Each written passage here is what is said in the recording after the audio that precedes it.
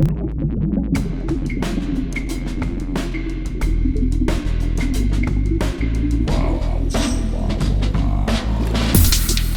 listening to ArTEEtude, a podcast with artists created and produced by Detlef Schlich, a visual artist and ritual designer, living and loving in West Cork, and best known for his essay about the cause and effect of shamanism, art and digital culture.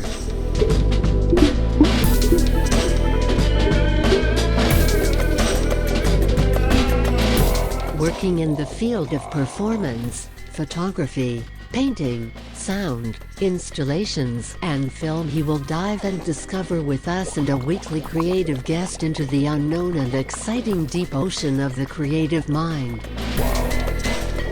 This is Detlef Schlich, and today we dive into the deep and unknown ocean of the exciting ocean of the creative mind of Stephen Drojensky's creative mind. Yeah, we dive together again into his life 40 years ago, actually 40 years ago. It's unbelievable. Hi Stephen, great to have you here in our third already episode. Hey. Stephen is a trumpet player and guitar player now again in a band in Cliff Romans Weirdos. I already explained it in the first or second part. Like Cliff Roman was already in my show, and he was the founder of Californian Punk Rock, and he said, "Hey, so Steve is now in my band in Romans Weirdos, a reunion of this old Weirdos band from the '77, I think was it." So yeah, it's great to have you here, and it's great to continue actually to talk about punk music in California, in South California, in LA.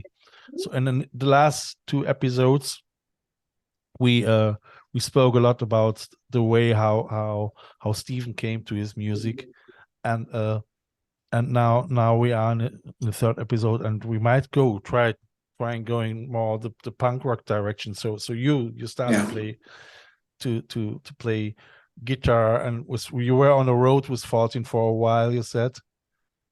And probably that influenced a lot the way you think and the way you progressed with your own music somehow, or 78, 79, they started bringing, you would go on a home visit on the weekends, and then you'd go shopping and get your records and all that stuff. And I forgot who it was, brought back the Ramones first couple albums. So you were 17 at this age, 16, 17. 16. And also at the same time, my mom took me to see The Who. The Kids Are All Right. The Who. It's a movie about The Who. Sure, I know that. Yes, yes. That was kind of life-changing. That was at that point. And I don't think she appreciated it much because she was, 50-something. But I was just like, yeah, I like this stuff a lot. And did she like it as well? I don't want to. I don't think she did, but she's more into Glenn Miller and stuff like that, and Andy Williams, and so. But that point, I was like, okay, guitar is the way to go. So then all this new music started coming out on the radio, and then the kids at the group Home Vista Del Mar were listening to it, and I started getting into it was 77, you say, no? Was it? No, this was probably 78, 79. What was but Cliff was already with his Weirdos in California, wasn't he? Oh yeah, he was already at work. I didn't know about that yet. I was still in the group home, so that was happening in Hollywood. I was in West LA, so all right. Yeah, so the first albums that the kids wrote, the Ramones, somebody, Kevin brought back the Rosillos from Scotland. Rosillos. You've heard of them? The Rosillos, yeah. I don't know. That was a great record. You got to look that up. Yeah. And then stuff like Joe Jackson. Joe Jackson, I love Joe Jackson. Yeah, it was really his album was great. What was his? I mean, I had one album. Look sharp, and I'm the Man. I think I was I'm the Man. I don't know, but it was great. I was listening it up and down all the time, Yeah, look sharp. And then we brought back the Police, the first couple of Police albums by the Police. Yeah. What else did I like? Oh man, it was just like coming at you like hard and fast. And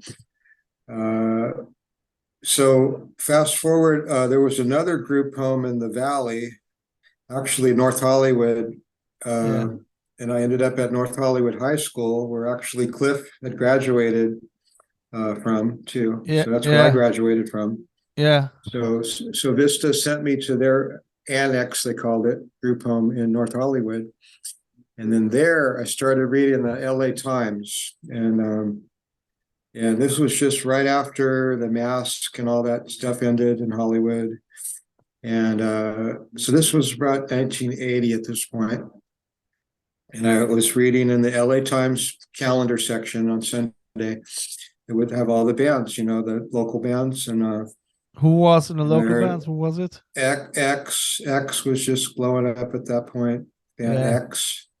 And then the Go-Go's weren't quite there yet. The Germs, remember? Yeah. Were in the LA Times. I remember. The Plugs they were called, Pulgz. So he was just going on and on, the reviewer, about the Plugs. Electrify Me was the album. 3 guys, they just go into a studio, do it live. Cliff actually played sax on it too. I found out later. Cliff was playing in his band as well. Yeah, well, he just played sax on that one song. Okay. So Electrify Me, I gotta go out and get that record, man. So I went down to local, it's Licorice Pizza. It's called Licorice Pizza, the record store. And Licorice I got that Pizza. Record. Okay. Yeah, Licorice Pizza. And I got the Plugs album. I got the Germs, the GI album. Yeah. But so this was like a whole new world, like, whoa, my God, this whole new world. And so once I got out of while I was still in the group home, I was looking through they called it the recycler, classified ads, the recycler. And all the bands from LA, they would advertise for members in the recycler, in the music section. Yeah. And I joined up with a guy in the Valley here named Howard. He was a bass player. And he introduced me to more. He had just gotten out of the Navy, or I forgot, Army, Navy. He was in the service, I'll say that. And he brought back overseas. He was in Germany and England, and he brought back over a bunch of the UK subs. UK, sure. Stiff Little Fingers. Who else was it? Bad Brains. No, there's all English stuff, all British stuff. All right. The Buzzcocks he brought over. Yeah. And I was just like, whoa, this is just a whole new world now. Man, this is happening. This is happening all over the place now. Yes. And I'm just like, oh, my ADD brain's just like, oh, I can't take all this information. And, all right. So you were overwhelmed. I was overwhelmed, and I gotta get into a band. So we went to the Starwood nightclub in Hollywood, took a bus down there, and the Plugs were playing like on a Tuesday night. Yeah. And I got to see the Plugs. I love that album. I got to see the Plugs. Yeah. And then I saw that show. It was great. And I went back the next week, and it was the Adolescents. I forgot the Gears, the Crowd, and the Adolescents, I think. Adolescents, yeah. And that's when the thing went off, like, poof, these guys are all my age. They're in a band. I want to do that. And I want to do that too. And I can do that too. They're doing it. So why can't I do it? And so I started the Recycler magazine or newspaper. Yeah. And and I started jamming with different bands. So I'm going to go through the resume here. So I know we're running out of time here. So from that time, it was 1981 at that point. I was graduated from high school. Yeah. And there was a local club out here called Godzilla's, and it was in Sun Valley. What was the name? It's down the road here. Oh, Godzilla's. Like the monster. Godzilla's, yes, like Godzilla, Godzilla, yes. Yeah. Like Godzilla. And it was this really shitty, rundown warehouse. And but they threw a stage. There was a stage in there that they made and a PA. And, like always, that works very well. Yes. The parallel track, and it was great, wasn't it? It was probably great atmosphere, and I mean, I saw every night of the week. It was like $5 US money or less, like $5. How was it? Was there somehow as well a political background in you guys to do that, or was it just because you were angry, or? Yeah, I would say it was mostly like a lot of kids like me, like in, growing up with tough adolescent years, and battered families, stuff, getting beat on at home, or just all different kind of, teenage problems that kids, go through. But I mean, your home was okay, was good, wasn't it? I mean, you had my home was good. My home was good. Lovely sisters, and okay, your father passed away. What was sad enough, but what was your motivation to go into punk rock? Just all that music I was hearing. It was just a new thing. It was on the regular commercial radio. It was just like the same old Led Zeppelin and same old. So it was the energy. So there was this new energy, and everything was like 2-3 minutes or less.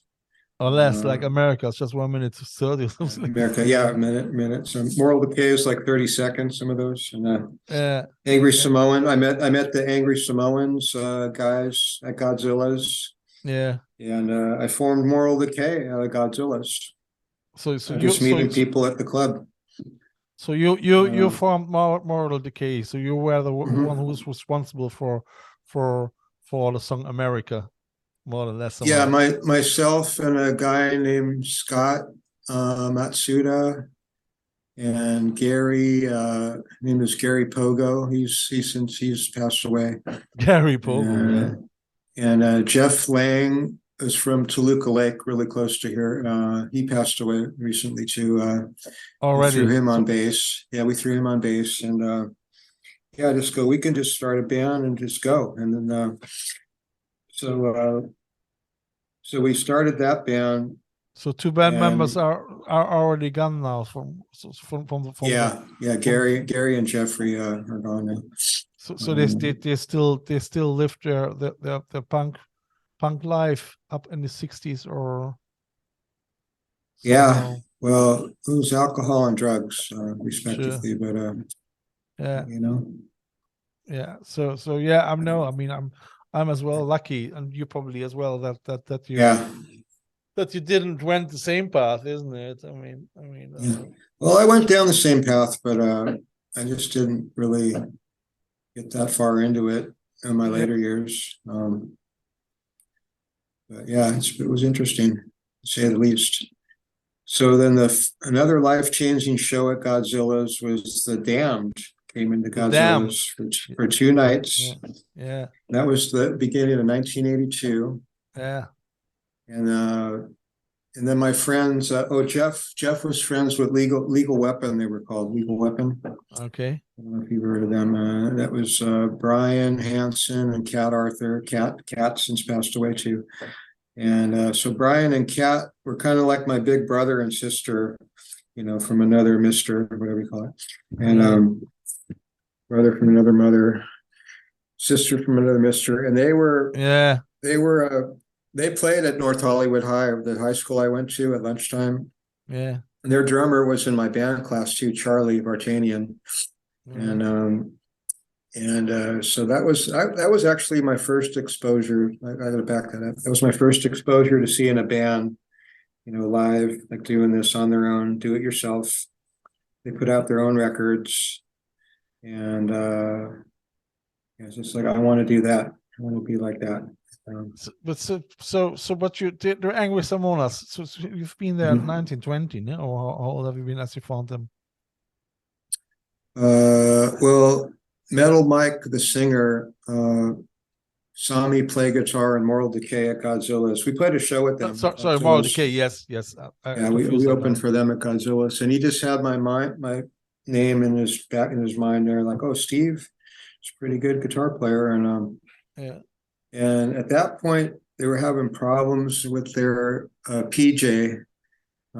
He was kind of drinking a lot and getting arrested, and so they said, well, PJ is kind of indisposed right now. Would you step in for PJ? And I said, sure.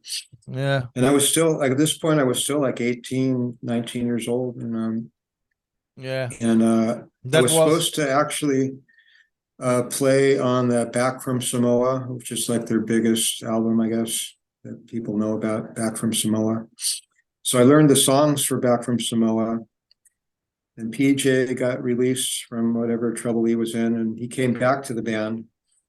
And they said, well, Steve, PJ's, it's PJ's slot, thanks for subbing for us. Bye. See you later.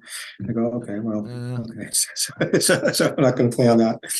And so while I was in Moral Decay too, I met RF7, the Felix and Nick and Walter from RF7.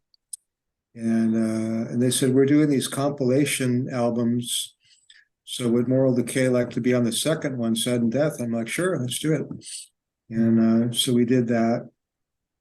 And again, we didn't practice much. We practice, somewhat. We do it more now. Yeah, it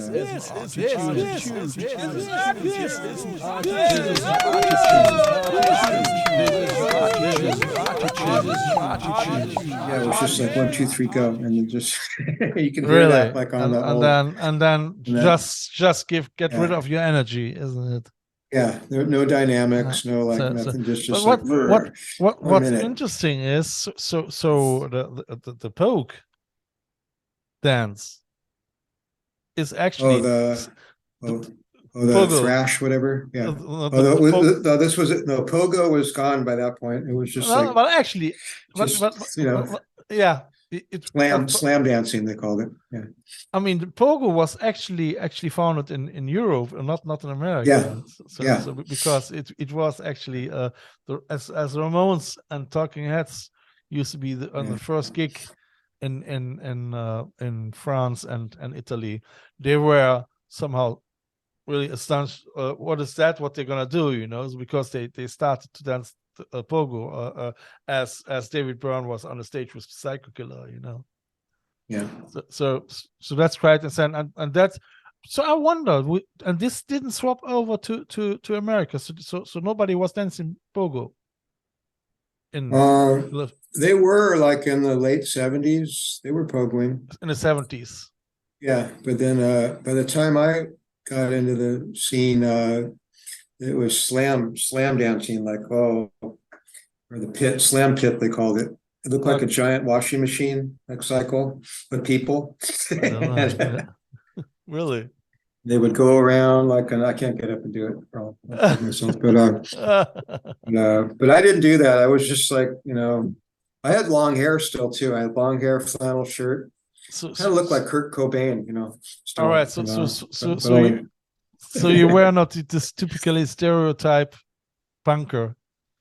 No, I never got into the gang mentality. There's like these gangs, punk rock gangs. It's just like, it's not for me. I like the music, Yeah, sure. So you were part of these 3 punk bands, actually. Yeah. At this time. Yeah.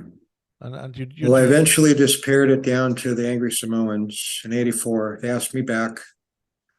And I said, are you going to kick me out again this time? They go, no, we're staying in. And so by that time, '84 was the end of hardcore music.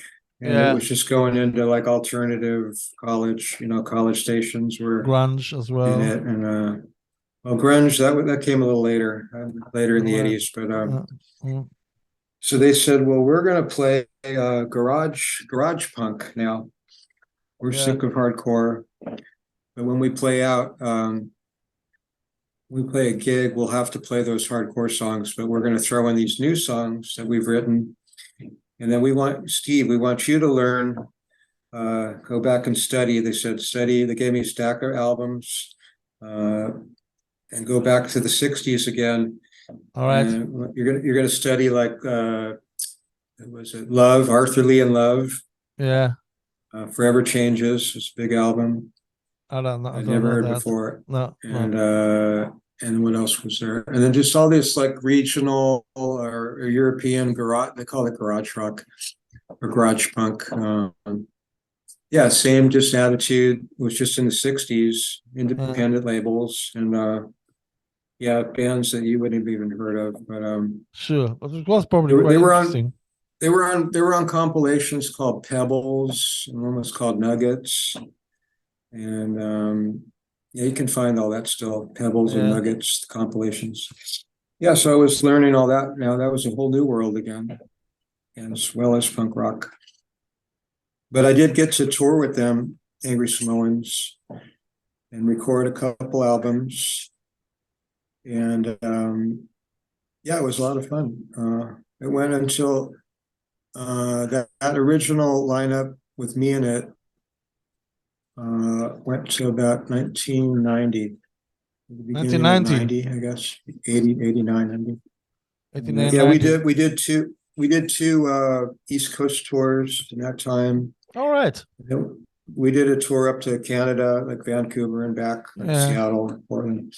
And yeah, so I got to travel. That means you were in this band up to 28, so at the age of 28.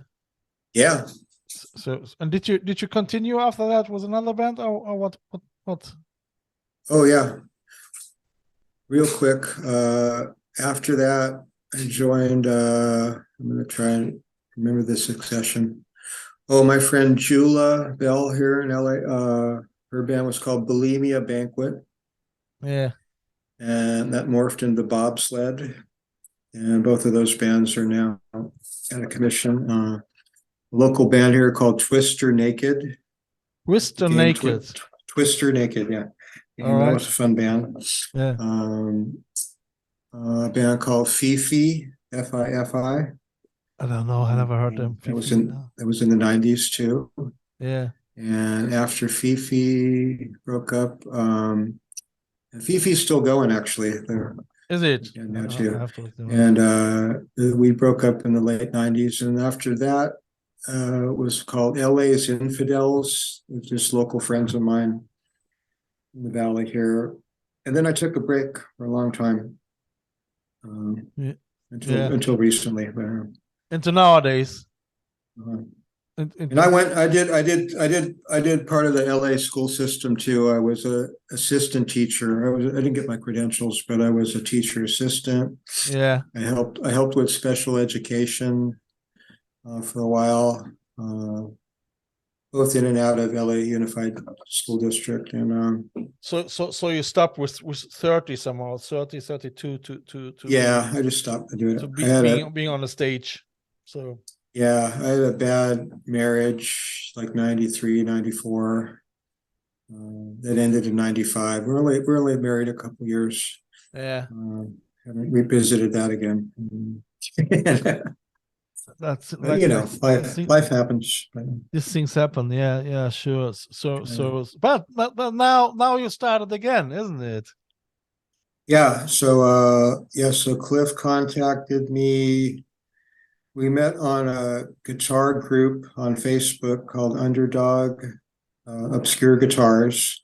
Yeah. We just started chatting. We started chatting over the pandemic because everybody was just couldn't go anywhere. And I said, hey, I used to practice to your record with Fort USA in my mom's house. And I would just play that record over and over and just get that riff down. And then she would knock on the door and say, hey, is he saying they want to blow away the USA? And I said, no, it's anti-gun, and it's not about that at all. And And she's just like, "Oh, crazy Steve and his crazy music, and just Yeah. carry on." So you didn't know So Cliff before, or what? no, it was first All time I met right. him, and just on the All pitch. right. So I told him that story, and yeah, we just started talking, Uh, and then I saw the Robot Uprising yeah. play, Yeah. and he goes, "Yeah, I'm in that band. I'm in this Yeah. other band, the Fury, sometimes, Yeah. and I've been contacted to do Roman's Weirdos, my own version Weirdos. I wrote all the songs, mostly Yeah. all the songs, and just this last summer, he asked me, "Hey, would you want to play guitar?" And I said, "Yeah, sure." I Yeah. already know that record. I said so, but I have to learn other stuff. But Yeah. yeah, so it's been fun ever since then. That's so cute. That's really, I mean, because like I say, it was so great, and I'm really so delighted for Cliff that everything went so well, and I mean, and you guys now you are on tour as well, aren't you? With Roman's Weirdos. Well, I wouldn't say on tour, but locally we're on tour. Yeah, I mean, what I see is you play a lot in Fortuna, don't you? Yeah, In Ventura. yeah, Ventura and here in the Valley and Orange County and LA. It's Highland Park, Yeah, mostly Highland Park over here in LA. that's great, isn't it? I mean, Yeah, what what I like is it is so it's such a thing, a role model for what shows, hey people, if you feel lost somehow, or even if you start getting become 70 and you lose a partner or whatever, do something creative, and believe in you, because you still can be very active in creativity, so even if you're 70 or 75, or even if you're 80, yeah. so it's great. It's great. So you guys now, you who's writing the songs? Cliff? Yeah, Cliff. So he writes he probably takes the old Roman songs, old weirdo songs, and added probably a couple of new one as well, don't you? Yeah, he wrote a couple new ones. We're going to record one in January. Yeah. And then we're going to do a Weirdo song that never got recorded as well. And then we'll probably do a cover. We do a Beat on the Brat by the Ramones. All We'll right. probably record that. Cool. So and you record Targeting, this? yeah, targeting 3. Studio The studio 606. 606 Studio 606 in Northridge. It's the Foo Fighter studio, no? Yeah, it's owned by Dave Grohl and Cliff's nephew Oliver. He's the engineer there, one of the engineers there, and Yeah, so it's going to be fun. I'm really looking forward to. Yeah, me too. I'm going to cry. Yeah, probably. I can imagine. I mean, I really, if you guys, you have to make a video, and I will. I mean, we have to. Yeah. It's great. It's. I'm looking so forward to listen to the new album then. So when is it mastered? Do you know it already? No, we'll have to just go in there, record it, mix it. A lot of vinyl, is backed up from the pandemic, so I don't know when that's gonna. But we'll probably put it up on YouTube and Spotify, and yeah, so you can stream it definitely. But yeah, which is great. I mean, unfortunately, dear listeners, I can't put any song from it now into this podcast, but you can go back to the talk with Cliff Roman, and I think I already added in 5 episodes. yeah, At the end of this episode, always a song of the Weirdos, I think. Mhm. So if I'm right, and you can listen to Cliff's and mine live jamming Mhm. on Zoom, which was quite fun. It was because it was a delay, and I had what I had to do is I had to synchronize our voices, Cliff's and mine, in order that we get at least that it makes somehow sense. Mhm. That was cool. Oh man, That's Yeah. great. So any plans, further plans then with the band, bigger tours or ideas? Hopefully, I talked to other friends, in other bands, and it's just still kind of a weird time if you're not a super big band here in USA, just because of COVID still going on and Okay. people getting sick and Yeah. so yeah, it's just really hard to say when we get out across the country or up. We want to go up to San Francisco next All right. springtime. So it's still all a little bit restricted. Yeah. So, like Cliff says, we're still trying to get a good booking person to do that. You We're guys, doing you have to. Yeah, we to just make do it. We do it on our own. So. You have to make a song together with Debbie. Do you know Debbie Sco? So I know you're Debbie. probably friends, aren't you? Yeah, yeah. Because I had as well with her podcast, and Oh, you have it? Oh, cool. and it was great. It was really great, and I hope. I mean, I have to push her a little bit that she records a new song as well, because she was playing one song in the podcast, and I don't know if she continues with that already. Yeah, she's down in the desert.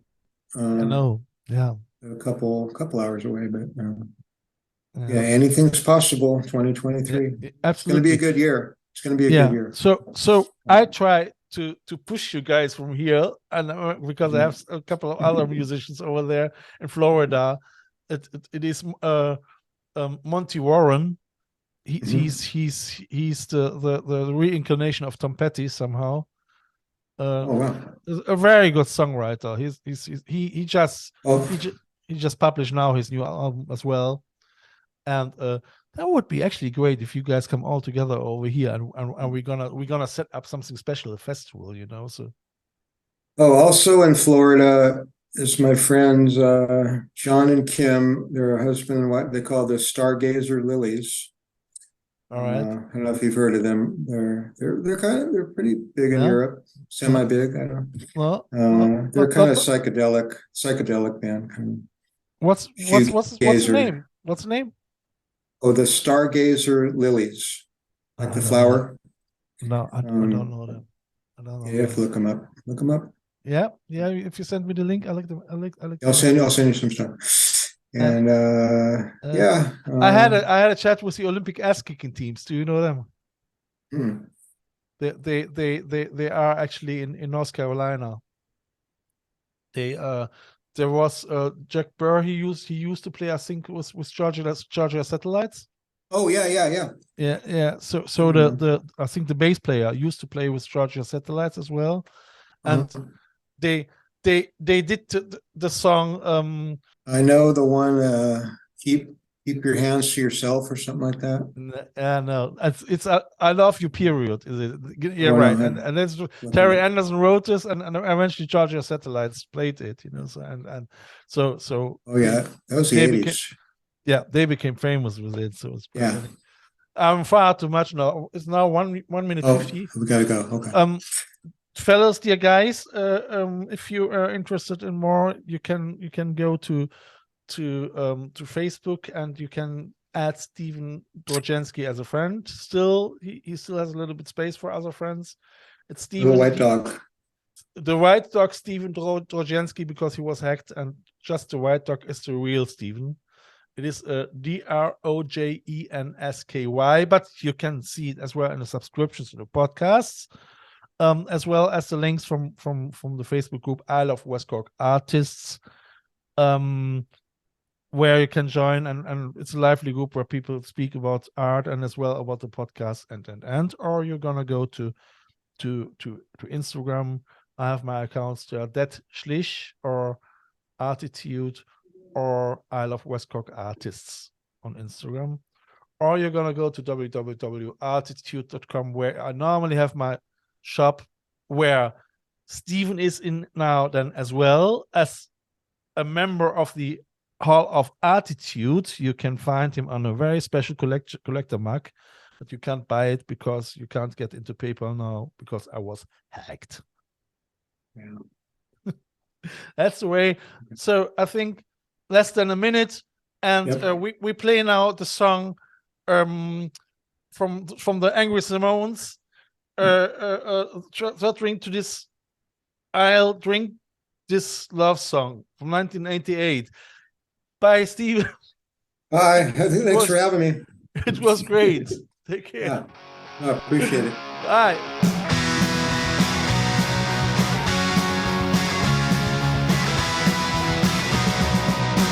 Well, I don't cry, you no longer love me, 'cause I'm inside these four walls above me.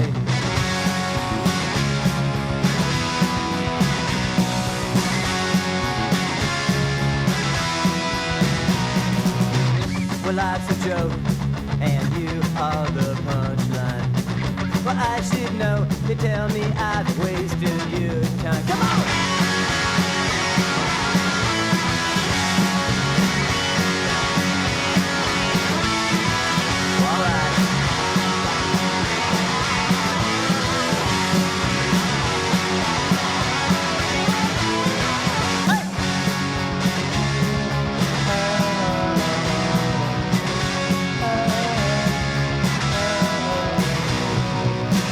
Without you here, I'll never say so long. So pass one more beer, I drink to this love song.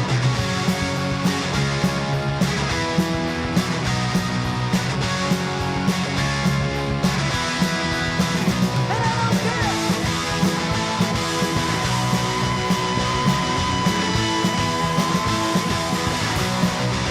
So come on.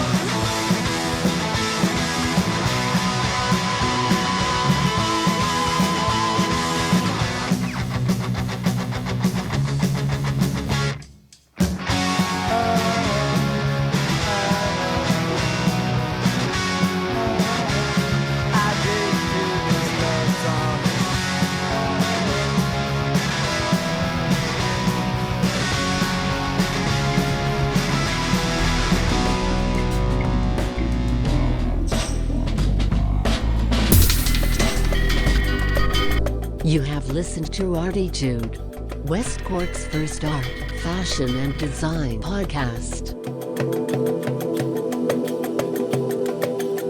ArTEEtude, never so close again. That was too close.